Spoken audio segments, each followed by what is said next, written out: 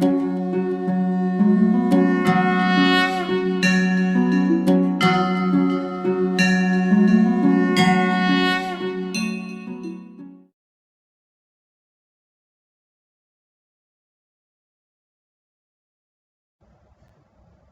Morning વિદ્યાર્થી મિત્રો. હવે લાસ્ટ લેક્ચરની અંદર મિત્રો આપણે મોનેરા સૃષ્ટિ સંપૂર્ણપણે અભ્યાસ પૂર્ણ કર્યો. હવે આજથી આપણે એક નવી સૃષ્ટિ પ્રોટિસ્ટા કિંગડમ પ્રોટિસ્ટાનો અભ્યાસ કરવા જઈ રહ્યા છીએ. હવે મિત્રો પ્રોટિસ્ટાની વાત કરીએ તો સ્પષ્ટતા એ છે એની કે ભાઈ મોનેરા બધા આદિકોષ કેન્દ્રીય કોષ ધરાવતા સજીવો હતા, બરાબર. તો અહીંયા સુકોષ કેન્દ્રીય કોષ ધરાવતા એક કોષી સજીવોનો સમાવેશ એટલે કોની અંદર થાય મિત્રો? પ્રોટિસ્ટાની અંદર થાય છે. મિત્રો ખાસ ધ્યાન આપજો, સુકોષ કેન્દ્રીય કોષ ધરાવતા એક કોષી સજીવો એટલે આપણા શું? પ્રોટિસ્ટા. હવે પ્રોટિસ્ટા જે ખરું મિત્રો, આ એક આખી સૃષ્ટિ જે ખરી ને કોમ્પ્લિકેટેડ સૃષ્ટિ છે. કારણ કે આપણે અહીંયા કહી શકીએ કે અમુક એવા પણ સજીવો છે કે જે પ્રકાશ સંશ્લેષણ કરી શકે છે અને આ ગ્રુપમાં આવી ગયા છે. જ્યારે પ્રકાશ સંશ્લેષણ કરતા સજીવોને નોર્મલી જૂની વર્ગીકરણ પદ્ધતિઓમાં તો વૈજ્ઞાનિકો એને વનસ્પતિ સૃષ્ટિમાં મૂકતા હતા, બરાબર. પરંતુ અહીંયા એમનો પ્રોટિસ્ટા સૃષ્ટિમાં શું કર્યો છે? સમાવેશ કરવામાં આવેલો છે. હવે મિત્રો આ જે સૃષ્ટિ જે ખરી ને એની અંદર ખૂબ જ વિવિધતાઓ વિશેષતાઓ રહેલી છે. પણ એક વસ્તુ ફિક્સ છે કે આ બધા સજીવો સુકોષ કેન્દ્રીય કોષ ધરાવતા એક કોષી સજીવો જ કહી શકાય છે. એટલા મિત્રો એક કોષી સજીવો. હવે આ જે સજીવો જે ખરા પ્રોટિસ્ટા વાળું ગ્રુપ, એને મિત્રો કુલ આપણે એમ કહી શકીએ કે 4 થી 5 પેટા વિભાગ જે ખરા, લગભગ 5 પેટા વિભાગની અંદર શું કર્યું છે? વર્ગીકૃત કરેલું છે, બરાબર. તો એને પણ એક ચાર્ટ સ્વરૂપે હું તમને એની ચર્ચા કરું સાથે સાથે, બરાબર. જોઈએ, જો મિત્રો પ્રોટિસ્ટા જે સૃષ્ટિ છે એને કુલ 5 વિભાગોમાં શું કરી દીધી છે? વહેંચેલી છે. ક્રિસોફાઇટસ, ડાયનોફ્લેજેલેટસ, યુગ્લિનોઇડ, સ્લાઇમ મોલ્ડ અને પ્રોટોઝોઆ. તો તમે જોઈ શકો છો 5 ગ્રુપમાં. બુકની અંદર બી આપણને 5 ગ્રુપમાં અલગ અલગ દરેક ટોપિક આપેલા જ છે, પરંતુ આ રીતે પણ આપણે એક ચાર્ટ બનાવી શકીએ છીએ. તો પોઝ કરી અને તમે એને બુકની અંદર લખી શકો છો, બરાબર. હવે આપણો જે પહેલો છે મિત્રો ક્રિસોફાઇટસ, બરાબર, કે જેની અંદર ડાયટમ્સ અને ડેઝમિડ્સ, ગોલ્ડન લીલ, બરાબર, જે પ્લેન્કટોન તરીકે ઓળખાતા પ્રકાશ સંશ્લેષી સજીવોની હાજરી, એવું એક શોર્ટમાં અહીંયા આપણને માહિતી આપેલી છે.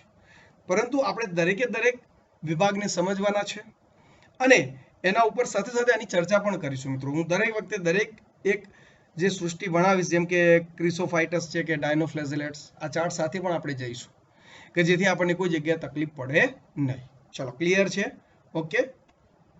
જો એનસીઈઆરટીમાં શું કહે છે જોઈએ, બધા જ એક કોષી સુકોષ કેન્દ્રીય સજીવો પ્રોટિસ્ટા એટલે કે આદિજીવમાં મૂકવામાં આવેલા છે. પરંતુ આ સૃષ્ટિની સીમાઓ સારી રીતે સ્પષ્ટ નથી, થોડી કન્ફ્યુઝન વાળી છે.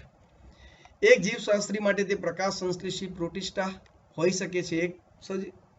એક વૈજ્ઞાનિક એવું માને છે કે ભાઈ જીવશાસ્ત્રી કે ભાઈ પ્રોટિસ્ટા એ પ્રકાશ સંશ્લેષી સજીવો, એક કોષીય સજીવો પ્રોટિસ્ટા ગ્રુપના છે. તો બીજા માટે તે વનસ્પતિ હોઈ શકે, બરાબર. આ પુસ્તકમાં આપણે ક્રાઇસોફાઇટસ, ડાયનોફ્લેજેલેટસ, યુગ્લિનોઇડ્સ, સ્લાઇમ મોલ્ડ, બરાબર, અને પ્રજીવો એટલે કે પ્રોટોઝોન્સ, બરાબર, પ્રોટિસ્ટામાં સમાવેશિત કરેલા છે. એટલે આપણે એની 5 સૃષ્ટિઓનો આપણે આ ટોપિકની અંદર શું કરવાના છે મિત્રો? અભ્યાસ કરવાના છીએ, બરાબર. હવે વિદ્યાર્થી મિત્રો તમને ખાસ એક પ્લીઝ એવી એક સૂચના આપીશ કે જેના ઉપર તમારે ખાસ ધ્યાન આપવાનું છે કે ચેપ્ટર 2 એ નીટની અંદર ખૂબ જ અગત્યતા ધરાવે છે, શાયદ 3 પણ, પરંતુ 2 ની વેલ્યુ વધારે છે. એનું રીઝન એ છે મિત્રો કે તમે મોનેરા જોયું, 4-5 પેટા વિભાગ હતા. પ્રોટિસ્ટાની અંદર ફરી પાછા 5 વિભાગ છે. ફૂગની અંદર બી બરાબર 3-4 વિભાગ જોવા મળશે. તો બધા વિભાગોની અંદર પાછા એક્ઝામ્પલ અને એ એક્ઝામ્પલની અંદર કાર્ય, લિંગી પ્રજનન, અલિંગી પ્રજનન, પોષણ પદ્ધતિ, રહેઠાણ, બધા જ બાબતોમાં વેરિએશન આપેલું હોય છે. તો દરેક વિદ્યાર્થી આ દરેક પોઈન્ટ ઉપર 100% ધ્યાન આપે, કારણ કે એવા MCQ માંથી જો એકાદ પૂછાઈ ગયો તો તમે પ્રોપર ટીક નહીં કરી શક્યા મિત્રો, અફસોસ થશે. બરાબર, ઓકે. તો જોઈએ આગળ. પ્રોટિસ્ટા સૃષ્ટિના સભ્યો પ્રાથમિક રીતે કેવા છે મિત્રો? જલદ છે, એટલે કે એક્વેટિક છે, મતલબ જલીય, પાણીની અંદર વસવાટ કરતા સજીવો કહી શકાય છે. બીજું મિત્રો તમને કહી દઉં કે ભાઈ પ્રોટિસ્ટા જે ખરા ને એ આદિકોષ કેન્દ્રીય કોષથી પૃથ્વીની શરૂઆત થઈ, પછી એના ઉપરથી સુકોષ કેન્દ્રીય એકકોષી સજીવો આવ્યા, પછી એમાંથી ફૂગ સૃષ્ટિ, વનસ્પતિ સૃષ્ટિ અને પ્રાણી સૃષ્ટિ, એમ 3 વિભાગ સુધી ડેવલપ થયા એવું આપણે કહી શકીએ છીએ.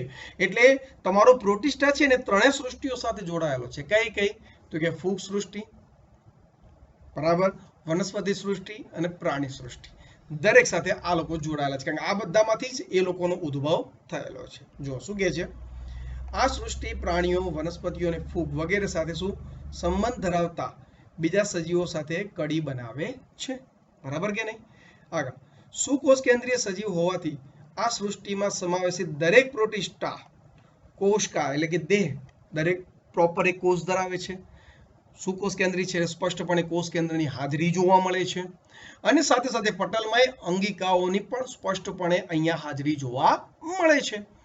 અને આપણે જાણીએ છીએ મિત્રો કે આ સજીવો પેલી પક્ષમાં અને કસા જેવી રચનાઓ પણ ધરાવે છે કે જેના થકી એ પ્રચલનનું કાર્ય પણ કરી શકે છે. બરાબર, એ જ મુદ્દાઓ અહીંયા આપણને આપેલા છે. જુઓ, તે ખૂબ જ સ્પષ્ટ કોષ કેન્દ્ર અને પટલમય અંગિકાઓ મતલબ કે મેમ્બ્રેન બાઉન્ડ ઓર્ગેનલ્સ ધરાવે છે. કેટલાક કસા અને પક્ષમો એટલે કે ફ્લેઝેલા અને સિલિયા પણ ધરાવે છે. આવી ગયું? બરાબર. પ્રોટીન જો કેટલાક કીધું છે, બધા નહીં મિત્રો. બરાબર, આ વસ્તુ ઉપર ખાસ ધ્યાન આપવું. રેડી? અમીબા કસા નથી ધરાવતું, બરાબર, યુગ્લિના કસા ધરાવે છે, એટલે બધા ધરાવે એવું જરૂરી નથી. બરાબર. પ્રોટિસ્ટા અલિંગી પ્રજનન તેમજ એકબીજાના કોષીય જોડાણ કે ફલિતાંડના નિર્માણ દ્વારની પ્રક્રિયા દ્વારા કયું પ્રજનન મિત્રો? લિંગી પ્રજનન પણ કરે છે. બરાબર, એટલે અહીંયા ખાસ આ બાબતની પણ આપણે ધ્યાન દોરીશું કે ભાઈ પ્રોટિસ્ટાની અંદર અલિંગી બી પ્રજનન જોવા મળે અને લિંગી પ્રજનન પણ જોવા મળે. અલિંગી પ્રજનન એટલે સીધી વસ્તુ છે સેલ ડિવિઝન, એકમાંથી વિભાજન થઈને એકમાંથી 2 બાળકોષ તૈયાર થવા, તો એને અલિંગી પ્રજનન કહેવાય. અને ફલિતાંડ નિર્માણ થાય, ફલિતાંડ ત્યારે જ બને જ્યારે લિંગી પ્રજનનની ક્રિયા થતી હોય ત્યારે. તો ફલિતાંડ નિર્માણ એટલે કે ઝાયગોટ ફોર્મેશનની જે ક્રિયા છે મિત્રો, બરાબર, તો એ લિંગી પ્રજનનમાં ગણવામાં આવે છે. એટલે આ ગ્રુપના સજીવો અલિંગી અને લિંગી પ્રજનન એમ બંને પ્રકારના પ્રજનન દર્શાવે છે, એ આપણે યાદ રાખવું પડશે. ચલો, ક્લિયર છે? તો આ થયા મિત્રો પ્રોટિસ્ટાની એક શરૂઆત. 5 સૃષ્ટિઓ અને 5 વિભાગ જે છે આપણે ડીપમાં અભ્યાસ કરવું છે. દરેકના ઉદાહરણ અલગ અલગ આપણને કંઈક કહે છે, અને આપણે દરેકને શક્ય હશે ફોટોગ્રાફ સાથે જોવા છે, જેથી આપણને થોડું લાઇટ થાય કે નહીં હા શું કહેવા માગે છે. બરાબર, ઓકે. તો 5 વિભાગ કયા ગયા મિત્રો? ક્રાઇસોફાઇટા, ડાયનોફ્લેજેલેટ્સ, યુગ્લિનોઇડ્સ, સ્લાઇમ મોલ્ડ અને પ્રજીવો એટલે કે પ્રોટોઝોઆન્સ. ચલો, ક્લિયર છે દરેકને? રેડી? ઓકે. હવે જો મિત્રો, પહેલી સૃષ્ટિ મતલબ કે પહેલો વિભાગ છે ક્રાઇસોફાઇટસ. હવે આ જે ક્રાઇસોફાઇટસ જે ખરા મિત્રો, એ આ જૂથમાં ડાયટમ્સ અને ડેઝમિડ્સ, બરાબર, ડેઝમિડ મતલબ સોનેરી લીલનો સમાવેશ થાય છે. બરાબર, આ બધા સજીવો મીઠા પાણી અને ખારા પાણી એમ બંને પ્રકારના વસવાટની અંદર એટલે કે પર્યાવરણની અંદર પોતાનું જીવન ચક્ર પૂર્ણ કરતા હોય છે. અને પાણીના પ્રવાહની અંદર નિષ્ક્રિય રીતે, શું મિત્રો? નિષ્ક્રિય રીતે આપણે એમ કહી શકીએ કે પાણીના પ્રવાહ ઉપર તરતા રહેતા હોય છે. બરાબર, એટલે આપણે કહીએ કે પાણીના પ્લવકો, પ્લાન્ક્ટોન્સ શબ્દ ક્યાંક તમે કોઈ વાર સાંભળ્યો હશે અથવા તો આગળ આવવાનો છે પર્યાવરણમાં ધોરણ 12 ની અંદર. તો પ્લવકો એટલે પ્લાન્ક્ટોન્સ એટલે કે નિષ્ક્રિય પાણી ઉપર તરતા જે આ સજીવો, બરાબર, એમાં ઘણા ખરા પાછા પ્રકાશ સંશ્લેષી હોય છે. કેવા હોય છે મિત્રો? પ્રકાશ સંશ્લેષી. તો હવે આ સજીવો વિશે આપણે ચર્ચા કરવી છે. એના સરસ મજાના ફોટોગ્રાફ્સ બી આપણી પાસે છે, તો એની સાથે આપણે ચર્ચા કરીએ એટલે જેથી આપણો ટોપિક વધારે સારી રીતે શું થાય મિત્રો? ક્લિયર થતો જોવા મળે. ઓકે. હવે જુઓ મિત્રો, આ જે ફોટોગ્રાફ્સ છે આપણો એ ડાયટમ્સનો છે. બરાબર, હવે તમે ડાયટમ્સની ફરતે આકારમાં ગોળાકાર, લંબગોળાકાર, ત્રિકોણાકાર, ચપટા, અલગ અલગ બિંબાકાર, અલગ અલગ વેરિએશનમાં જોવા મળે છે મિત્રો. ડાયટમ્સની વિશેષતા એ છે મિત્રો કે એમની ફરતે કોષ દિવાલમાં બેવડું આવરણ એક જોવા મળે છે. ખાસ તમે જો દરેકની અંદર શાઇનિંગ મારતું એક અલગ જ બે એક આવરણ તમને સ્પષ્ટપણે જોવા મળતા હશે. એ જે આવરણ જે ખરા મિત્રો એ સિલિકાના બનેલા છે. સિલિકા એટલે એક પ્રકારે માટી જેવું લેયર કહેવાય, બરાબર. એટલે આ જે ડાયટમ્સ જે ખરા ને મિત્રો એ જ્યારે પણ એના નૈસર્ગિક વાતાવરણની અંદર જ્યારે જે પાણી છે, મીઠા પાણી છે કે ખારા પાણીની અંદર એ મૃત્યુ પામે એટલે એમનું જે સિલિકા અવિનાશી લેયર બની ગયું, મતલબ એનું તો વિઘટન થવાનું નથી, તો એમના જથ્થા આખો ત્યાં જમા થતો હોય છે. અને એનો પણ હું તમને ફોટોગ્રાફ બતાવું કે કેવી રીતે એની રચના થતી જોવા મળે છે. મિત્રો તમે એક આ ફોટોગ્રાફ જોઈ શકો છો. આને કહેવાય છે ડાયટોમેસિયસ પૃથ્વી. શું કહે છે મિત્રો? એનસીઆરટીમાં વર્ડ છે ડાયટોમેસિયસ પૃથ્વી. એકચ્યુઅલી આ બધા જ એક રક્ષણાત્મક કવચ હતા સિલિકા જેવા, બરાબર, કે જેની અંદર આપણા ડાયટમ્સ વસવાટ કરતા હતા. મતલબ એમને ફરતે આવું લેયર બનાવ્યું, પણ ક્યારેક ને ક્યારેક તો એ મૃત્યુ પામવાના. એટલે પેટાળની અંદર એમની જે અંદરનો સજીવ જીવરસ એ બધો નાશ પામશે, પણ ફરતે જે સિલિકાનું લેયર જે ખરું, માટીનું જે લેયર એક પ્રકારે બન્યું હતું, એ આ રીતે ધીરે ધીરે શું થશે? જમા થતું જાય છે.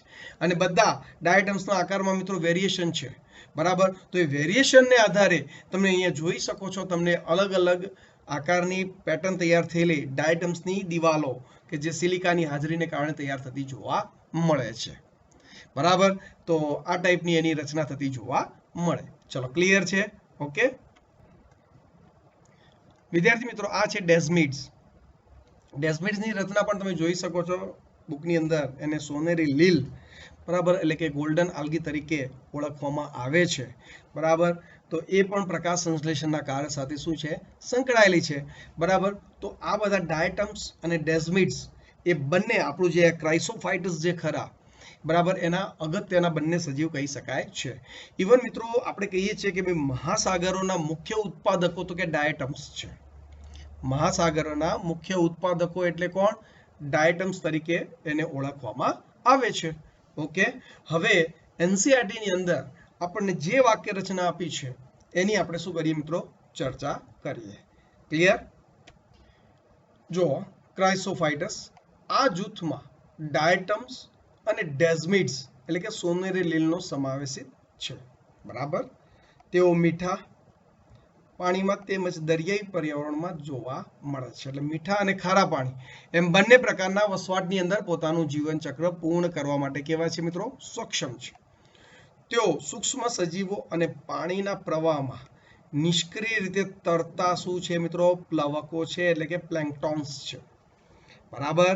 સૂક્ષ્મ સજીવો અને પાણીના પ્રવાહમાં નિષ્ક્રિય રીતે, મતલબ કોઈ પ્રક્રિયાઓ ખાસ દર્શાવતા નથી. પાણીના પ્રવાહ સાથે જેમ પ્રવાહ આગળ વધે, પ્રવાહ જે દિશામાં જાય એ દિશામાં એ આગળ, બરાબર, એમનું મતલબ કે એ દિશા તરફ એનું વહન થતું જોવા મળે છે, કારણ કે એની પાસે કોઈ પક્ષમાં કે કસા જેવી રચના નથી. ઓકે, તેમાંના ઘણા શું છે મિત્રો? પ્રકાશ સંશ્લેષી પણ છે.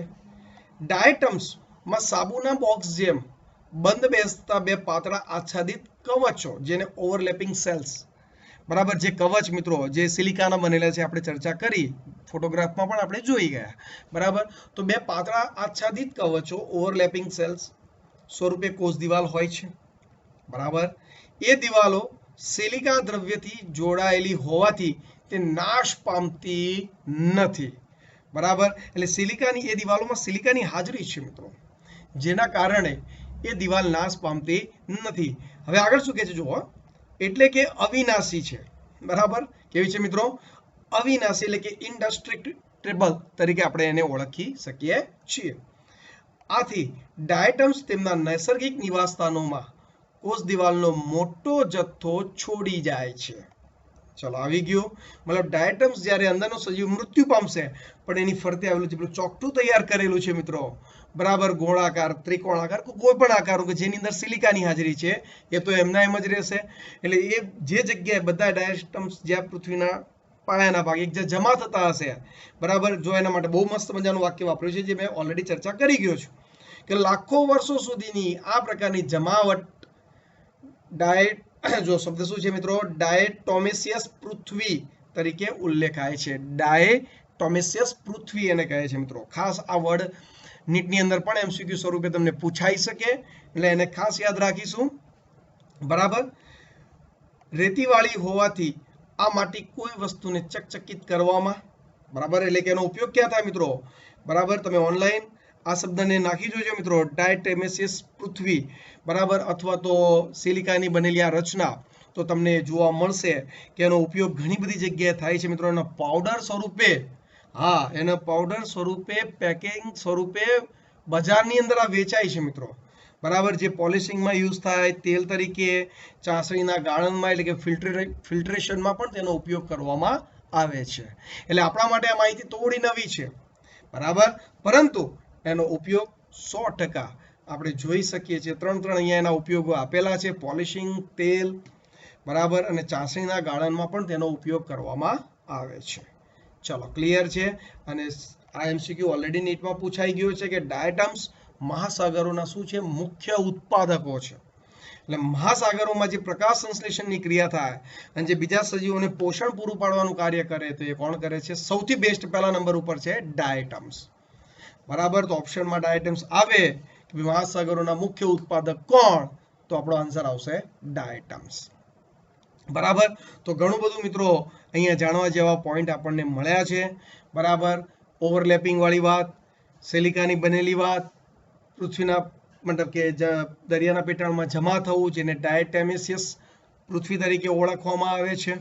બરાબર, જેનો ઉપયોગ કોઈ ચીજ વસ્તુઓને ચકચકિત કરવા માટે, પોલિશિંગ કરવા માટે, તેલ અથવા તો ચાસણીના ગાળણમાં એનો સારામાં સારો ઉપયોગ થઈ શકે છે. ડાયટમ્સ આપણા મહાસાગરોના શું છે મિત્રો? મુખ્ય ઉત્પાદકો છે, એવું આપણે કહી શકીએ છીએ.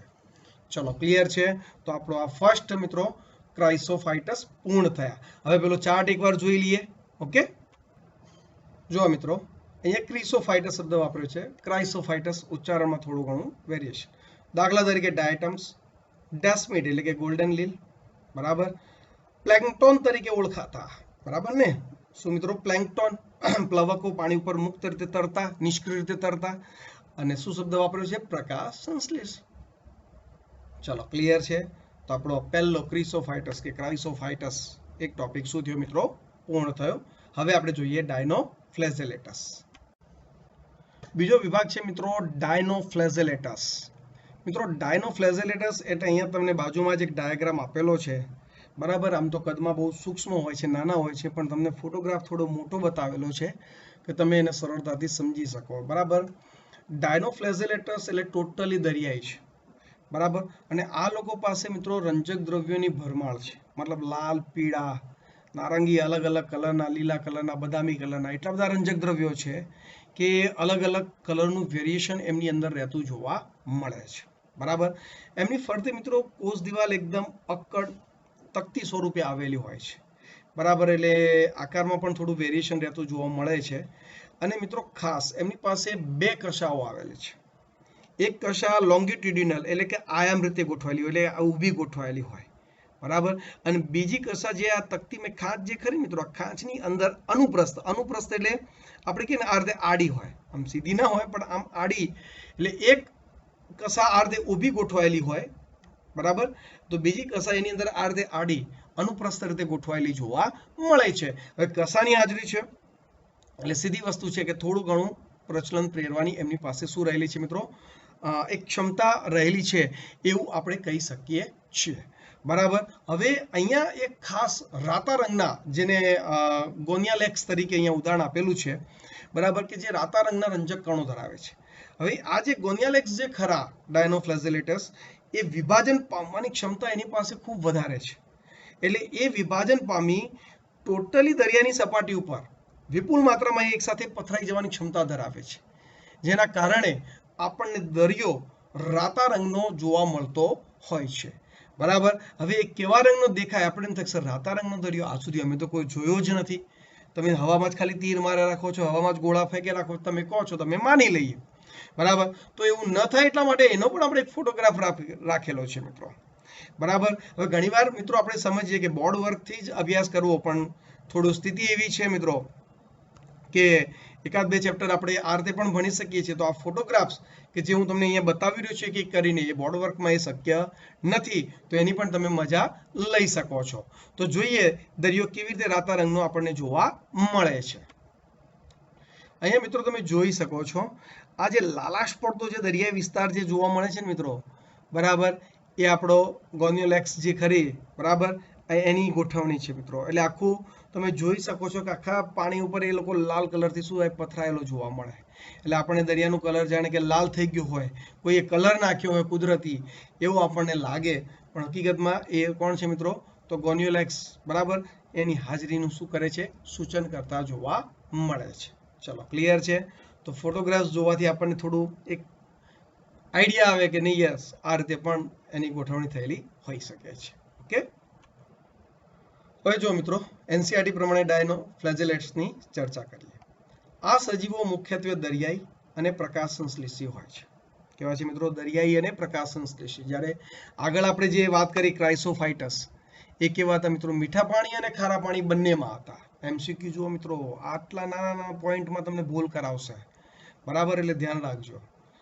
તેઓ તેમના કોષોમાં રહેલા મુખ્ય રંજક દ્રવ્યોને આધારે પીળા, લીલા, બદામી, વાદળી કે રાતા રંગના દેખાય છે. તેમની કોષ દિવાલ બહારની સપાટી ઉપર અક્કડ એટલે કે સ્ટીફ સેલ્યુલોઝની તકતીઓ ધરાવે છે. બરાબર, એટલે અક્કડ સેલ્યુલોઝની તકતીઓ છે. તેમાંના ઘણા બે કસાઓ ધરાવે છે. બરાબર, ફિક્સ છે, બે કસાઓ ધરાવે છે. એક આયામ રીતે પથરાયેલી છે, લોંગિટ્યુડિનલ. આયામ એટલે મિત્રો આ રીતે ઊભી હોય તે શરીર સપાટીને, બરાબર.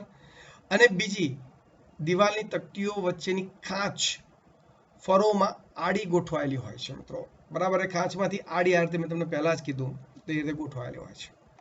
ઘણી વખત રાતા રંગના ડાયનોફ્લેજેલેટસ, અને એક્ઝામ્પલ અહીંયા આપણને આપેલું છે ગોનિયાલેક્સ, મેં તમને હમણાં ચર્ચા કરી ગયો છું, જે ખૂબ જ ત્વરિત રીતે બહુગુણન તબક્કામાંથી પસાર થાય છે. ખૂબ જ ઝડપથી બહુગુણન તબક્કામાંથી પસાર થવું એટલે ઝડપથી કોષ વિભાજન પામી એકમાંથી બે, બેના ચાર, ચારના આઠ એમની સંખ્યામાં વધારો કરી શકે છે, બરાબર, એની ક્ષમતા છે. ત્યારે સમુદ્ર રાતા રંગમાં દેખાય છે. આવી ગયું, મેં તમને ફોટોગ્રાફ પણ બતાવી દીધો. દાખલા તરીકે રતાશ પડતી ભરતી અને ઓટના વિસ્તાર, બરાબર, એટલે ભરતી અને ઓટ મિત્રો આપણે જાણીએ છીએ કે આખો વિસ્તાર લાલાશ પડતો આખો છવાઈ જતો જોવા મળે છે, બરાબર.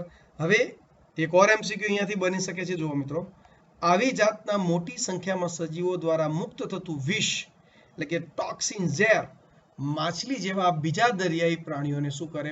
મારી નાખે છે.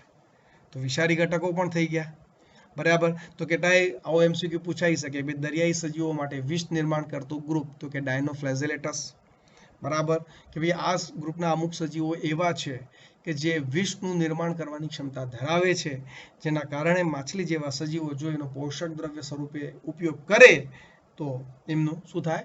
મૃત્યુ થતું જોવા મળે છે. ખ્યાલ આવી ગયો? ક્લિયર છે?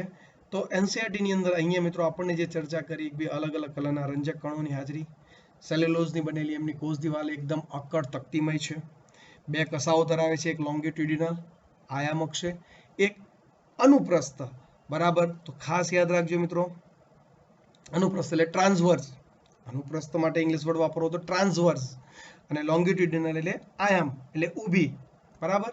તો એ રીતે બે કસાઓની હાજરી જોવા મળે. તો દ્વિકસાધારી સજીવો એટલે કે ડાયનોફ્લેજેલેટસ, બરાબર. દરિયાઈ જે આપણે કહીએ લાલાશ જળવાઈ રાખીએ તો ડાયનોફ્લેજેલેટસ. હા, ઉદાહરણ યાદ રાખો તો ગોનિયોલેક્સ, બરાબર.